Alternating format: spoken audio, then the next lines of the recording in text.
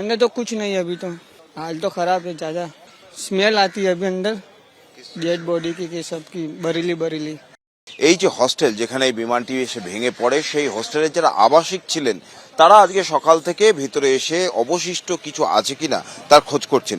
কিছুক্ষণ আগে একজনের সঙ্গে কথা বলছিলাম এবং তিনি বলেন তিনি কিছুক্ষণ আগে এই যে বিল্ডিং, হোস্টেলের বিল্ডিং, আমি সন্দীপকে একটু দেখাতে বলবো ভস্মীভূত এই বিল্ডিংটা, সেই বিল্ডিং এর ভেতরে ঢুকেছিলেন, তার ঘরে অবশিষ্ট কিছু আছে কিনা। তিনি এসে যেটা জানালেন যে বিল্ডিং এর ভিতর থেকে এখনো পচা গন্ধ বের হচ্ছে এবং ভয়াবহ পরিস্থিতি ভেতরে গোটা বিল্ডিংটি ভস্মীভূত হয়ে গিয়েছে। এবং যেখানে আমরা দাঁড়িয়ে আছি এই বিল্ডিং এর থেকে কিছুটা দূরে, সেখানেও কিন্তু হাওয়া দিলেই সেই দুর্গন্ধ, পচা দুর্গন্ধ সেটা আসছে এবং সেটাই আশঙ্কা করছেন অনেকে যে এখনো এই বিল্ডিং এর ভেতর অনেক দেহ বা দেহাংশ থাকতে পারে এবং সেই উদ্ধার কাজ শেষ হওয়ার পর তবেই কিন্তু এই বিষয়টি স্পষ্ট হওয়া যাবে।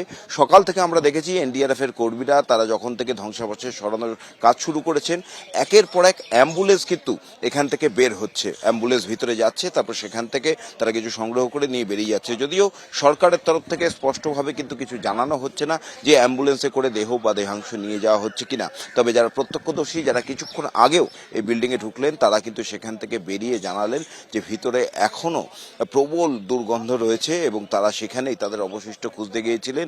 বহু মানুষ তাদের সর্বস্ব হারিয়েছেন, যেমন ডাক্তার, এখানকার যারা আবাসিক ছিলেন বেশ কয়েকজন, তাদের কাছ থেকে যখন আমরা জানতে চাই তারা জানান যে তাদের জীবনের সমস্ত সার্টিফিকেট থেকে শুরু করে বই এবং নিজস্ব যে সমস্ত সামগ্রী যাবতীয় কিন্তু এই হোস্টেলের ঘরে ছিল, যা এই বিধ্বংসী এই বিমান দুর্ঘটনায় একেবারে ভস্মীভূত হয়ে গিয়েছে।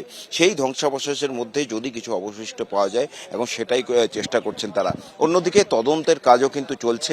গতকাল পর্যন্ত ফরেন্সিক বিশেষজ্ঞরা তারা এখান থেকে নমুনা সংগ্রহ কাজ করছিলেন।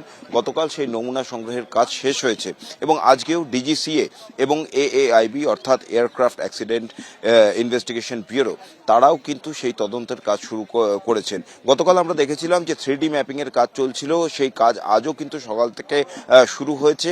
মূলত এটাই জানার চেষ্টা চলছে যে এই আহমেদাবাদ বিমানবন্দর থেকে টেক অফ করার পর কোন পথ দিয়ে বিমানটি যাচ্ছিল, তারপর আচমকা কোথা থেকে তার যে উচ্চতা সেটা কমতে শুরু করে এবং কোন পথ দিয়ে এসে তারপরে এখানে পড়ে। গোটা বিষয়টা তারা 3D ম্যাপিং করছেন এবং তার পাশাপাশি এখান থেকে যে নমুনাগুলি সংগ্রহ করা হয়েছে সেগুলোকেও কিন্তু যাচাই করা হবে এবং সমস্ত দিক, ব্ল্যাক বক্সের যে তথ্য, cockpit voice recorder, flight data recorder, এই সমস্ত তথ্যগুলো সম্মিলিতভাবেই নিয়ে তারপরেই কিন্তু একটা সিদ্ধান্ত তারা পৌঁছাবেন।